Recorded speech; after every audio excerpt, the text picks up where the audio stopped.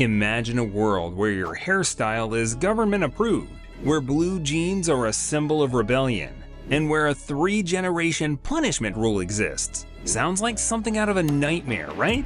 But what if I told you this is the unfortunate reality for the people of North Korea? Now, what are some of the most unbelievable things that happened in this secretive nation? Let's explore in this video. 1. The towering Ryugyong Hotel.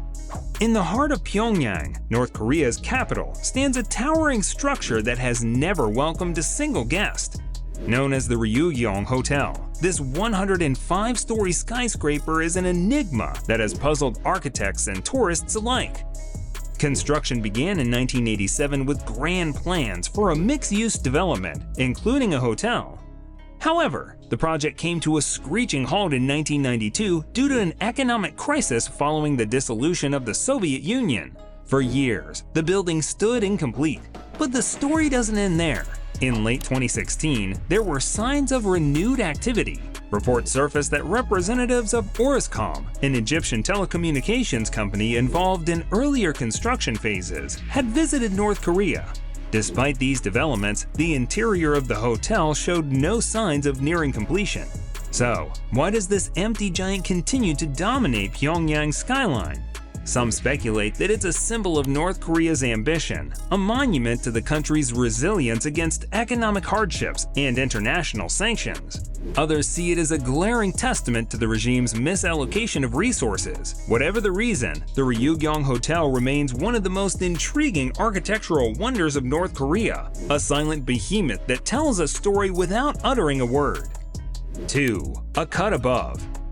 In most countries, your hairstyle is a form of personal expression, a way to show your individuality. But in North Korea, it's a matter of state policy. The government has a list of 28 state-approved hairstyles, 18 for women and 10 for men. Women, depending on their marital status, have specific guidelines. Married women are advised to keep their hair short, while single women can sport longer, curlier styles. Men, on the other hand, are not allowed to grow their hair longer than 5 centimeters, less than 2 inches, although older men can stretch it to 7 centimeters. It isn't a new trend, it's deeply rooted in North Korean culture. In 2005, state TV even aired a 5-part series on haircut guidelines for a modern socialist lifestyle. The concept has re-emerged under North Korea's current leader, Kim Jong-un, who himself sports a hairstyle not on the approved list. Theories abound as to why such a mandate exists, the most prominent and sensible being that it's a form of control, a way to maintain order and uniformity in a society that values collectivism over individualism. 3. The Juche calendar. At number 3, in North Korea, the Juche calendar is not just a way to mark the days, it's a testament to the nation's ideology. The calendar starts from the birth years of Kim Il-sung, the founding father of North Korea, in 1912. So, while the rest of the world might be living in 2023, North Korea is in Juche 112. However, the Juche calendar is more than just a number on a page. It's a living, breathing entity that permeates every aspect of North Korean life. From school curriculums to public speeches, the calendar serves as a tool for ideological indoctrination. It's not just about marking anniversaries or holidays, it's about reinforcing the state's narrative and shaping the collective consciousness of its people. 4. The Guardians of the Road. In the bustling streets of Pyongyang, a unique spectacle catches the eye. Impeccably dressed female traffic cops directing the flow of vehicles with robotic precision. These women are not just traffic controllers, they are symbols of state authority and discipline. Selected for their role based on strict criteria, including age, beauty, and height, these women undergo rigorous training to master the art of traffic management. Their uniforms are tailored to perfection, their movements choreographed down to the last detail. But there's more to this than meets the eye. These women are also the face of the regime, carefully chosen to project an image of order and control. They stand at their posts regardless of the weather, a testament to their resilience and commitment. Their presence is so iconic that they have even become a popular subject for tourists' photographs. 5. Mass games. Step into the Rungrado May Day Stadium in Pyongyang, and you'll witness a spectacle unlike any other, the Mask Games. This grand display of gymnastics, dance, and acrobatics involves over 100,000 participants and unfolds an epic story of the nation's history and ideology. The Mask Games were held annually between 2002 and 2013 and returned in 2018 after a 5-year hiatus. The event is so grand that it has been included in the Guinness Book of Records. The Mask Games serve as a colossal canvas where the state's political narratives come to life.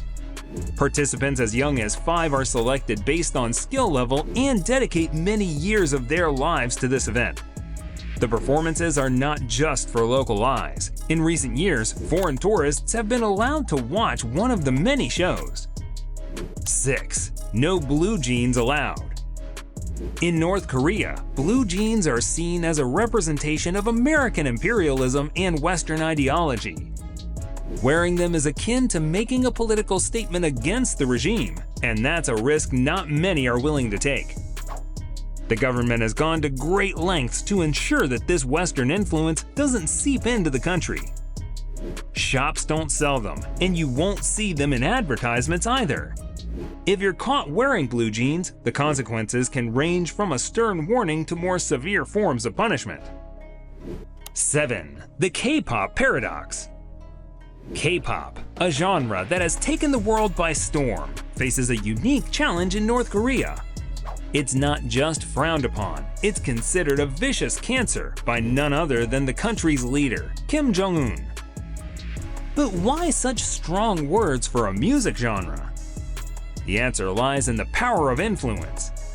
K-pop, with its catchy tunes and global appeal, has started to win the hearts of young North Koreans, and that's a threat to the traditional culture and, more importantly, to the regime's grip on society. This is why the government has declared a culture war against K-pop, labeling it as corrosive to the youth's attire, hairstyles, speeches, and behaviors. Despite these stringent measures, K-pop continues to find its way into the country, challenging the regime's efforts to isolate its people from global trends. 8. The web of control. In North Korea, the concept of the internet as we know it is virtually non-existent. The country has developed its own intranet system, known as the Kwangmyeong, which is a well-off digital space accessible only within the nation's borders. The internet offers a limited number of websites, all of which are state-controlled. The idea of unrestricted access to global information is a foreign concept here. Even the elite, who have some level of access to the global internet, are closely monitored. 9. The celebrity connection. When you think of the Hermit Kingdom, the last thing that probably comes to mind is a celebrity friendship. Yet, Dennis Rodman, the former NBA star, has managed to forge an unlikely bond with North Korean leader Kim Jong-un. According to many credible sources, Rodman has visited North Korea multiple times, even serenading Kim Jong-un with a rendition of Happy Birthday. These visits have been met with international scrutiny, especially considering North Korea's controversial nuclear program. 10. Fast food, North Korean style. And lastly, let's discuss fast food in North Korea. Yes, you heard that right. Samtaesung is North Korea's answer to fast food, and it's unlike anything you'd find in the West. Samtaesung is a fascinating blend of local and international flavors. Founded in May 2009 by Singaporeans, the chain has expanded to more than 30 locations, and the menu includes items like hamburgers, fried chicken, and kimchi, but with a North Korean twist. For instance, hamburgers are marketed as minced beef and bread. The chain also serves locally manufactured alcoholic beverages, from Pyongyang cider to Kumgang draft beer. In the end, the enigma of North Korea is far from solved, and perhaps it's this enduring mystery that keeps the world so captivated. If you like this video, please consider subscribing and sharing so we can keep bringing more content like this. See you next time!